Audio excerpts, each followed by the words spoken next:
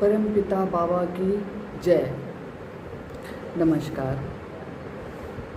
आज हम चर्चा करेंगे नव्य मानवतावाद पर। नव्य मानवतावाद क्या है?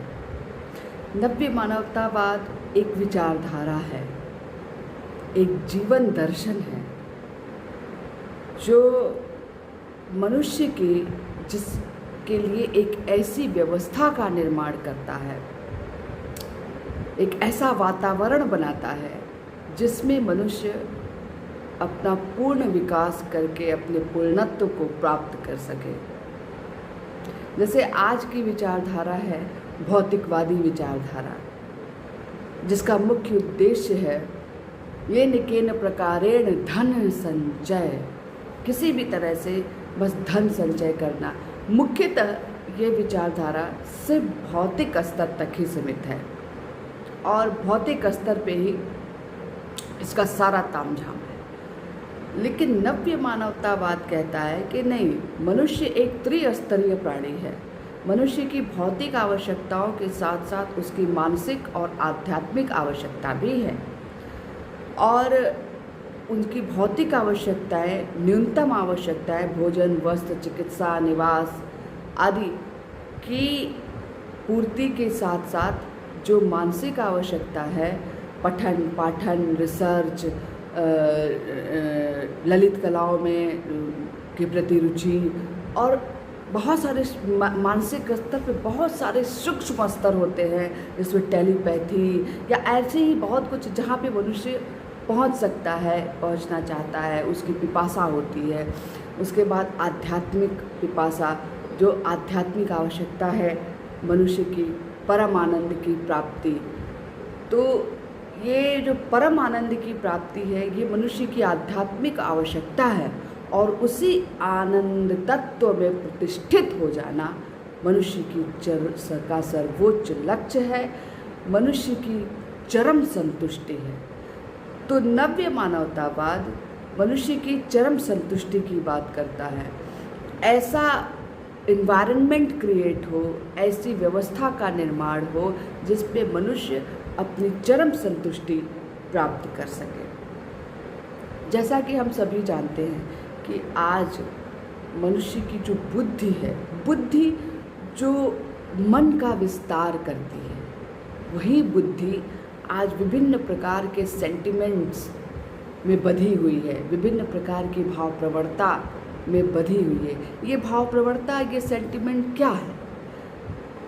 बहुकोशीय जीव में क्लैश एंड कोहेशन होता है, जिसकी वजह से मन जो है, स्थूल मन चूर्णीकृत होकर सूक्ष्म मन में रूपांतरित हो जाता है। लेकिन अनेक कोशीय जीव में ये क्लैश एंड कोहेशन अधिक होता है, जिसकी वजह से आवेग की उत्पत्ति होती है। और विशेष तौर पे जो विकसित मनुष्य हैं, विशेष तौर पे मनुष्य, उसमें ये आवेग मन के भौतिक धरातल से परिमार्जित होकर उठ करके मन के मस्तिष्क के सूक्ष्म धरातल पर पहुंच जाते हैं। मैं भौतिक धरातल इसलिए कह रही हूँ कि मन जब शरीर के प्रभाव में रहता है, मन जब शरीर से संपर्कित रहता है, शरीर को गाइड करता है, ये करो, वो करो, भूख लगी है खाना खा लो, नींद लगी है सो जाओ, तो मन भौतिक धरातल पर रहता है। लेकिन जहाँ मन चिंतन करता है, वो मस्तिष्क का सूक्ष्म धरातल हुआ। तो ये आवेग जब मस्तिष्क के सूक्ष्म धरातल पर पहुँचते हैं, तब ये भाव आवेग में बदल जाते हैं, तब इन्हें भाव प्रवणता कहते हैं। और ये भाव प्रवणता अंधी शक्ति है, जो कि गलत दिशा में प्रवाहित होने से व्यक्ति का भी नुकसान करती है और समाज को भी क्षति पहुंचाती है। और इन भाव प्रवणताओं को, इन सेंटिमेंट्स को, ये जो सेंटिमेंट्स हैं, तथाकथित क्षेत्रवाद का सेंटिमेंट, तथाकथित जातिवाद का सेंटिमेंट, तथाकथित धर्मवाद का सेंटिमेंट, तथाकथित राष्ट्रवाद का सेंटिमेंट, ये जो सूक्ष्म सेंटिमेंट हैं, ये मनुष्य की बुद्धि को बांध देती है। बांध क्यों देती है? कि मनुष्य जो बड़ा सोचता कि ये सब मेरे हैं, ये सब हमारे हैं, वो क्षुद्र बुद्धि हो जाती है कि हमारे महाराष्ट्र के लोग सिर्फ मेरे हैं, हमारे बिहार के लोग सिर्फ मेरे हैं, हमारे पंजाब के लोग सिर्फ मेरे हैं, उससे भी छोटा होता है हमारे शहर के लोग सिर्फ मेरे हैं। नहीं, ये वृहद सोच नहीं है।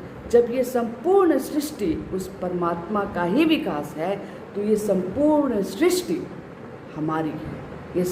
मैं भी उसी परमात्मा का विकास हूँ।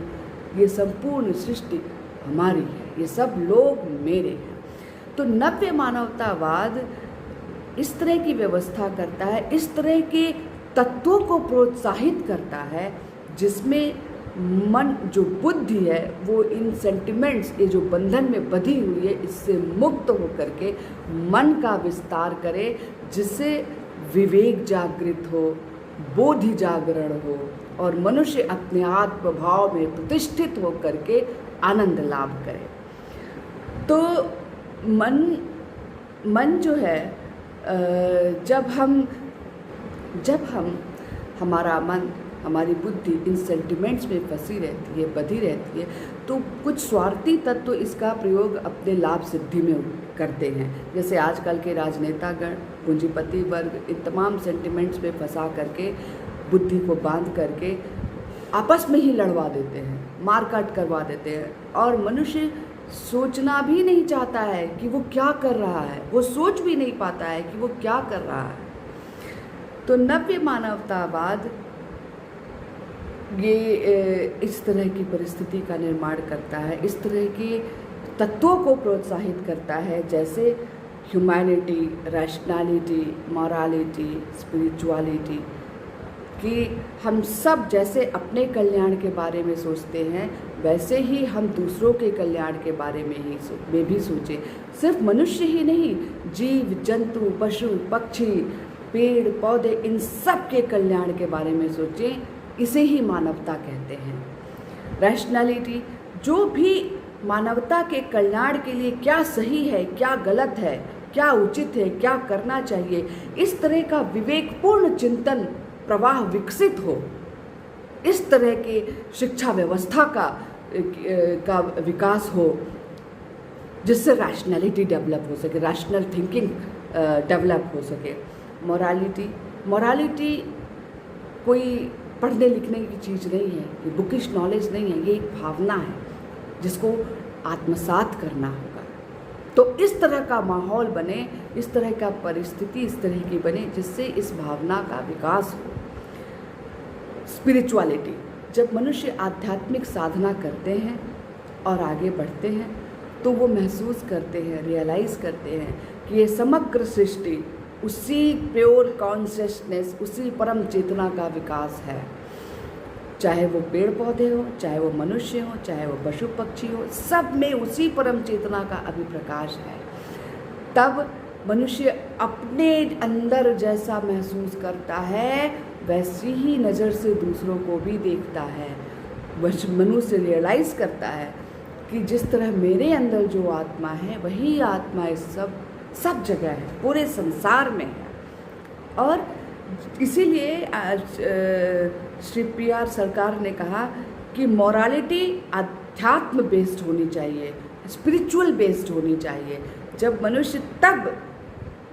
मनुष्य इस ईमानदारी, मॉरालिटी, नैतिकता को आत्मसात करता है, तब वो नैतिकता सही रूप में आती है कि नहीं, सबके बारे में किसी का अहित नहीं कर सकते, सबके बारे में सोचना है, सब उसी परमात्मा के विकास हैं और हमको सबको लेकर चलना है। तो जिस तरह से इस भौतिकवादी विचारधारा का उद्देश्य है येन केन प्रकारेण धन संचय, उसी तरह से नव्य मानवता का वाद का उद्देश्य है सम समाज तत्व, सबको लेकर चलना है। और जब मनुष्य दो तरह से अपने लक्ष्य को प्राप्त करता है, एक है आत्म सुख तत्व, जिसमें वो जो भी करता है वो अपने आप को सुखी बनाने के लिए करता है, उससे दूसरों की पीड़ा से कोई मतलब नहीं है, वो अपने आप को सुखी करने के लिए करता है।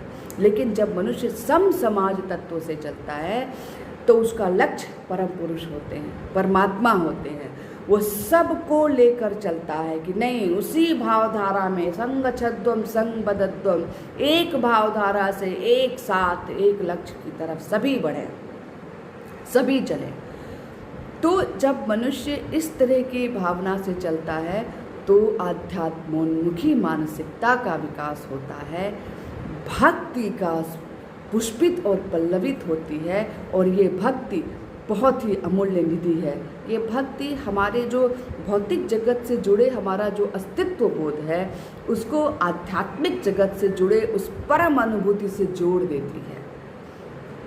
तो ये जो भक्ति है इसका संरक्षण अति आवश्यक है और इसको संरक्षित करने के लिए ही नव्य मानवतावाद जैसी विचारधारा की आवश्यकता है।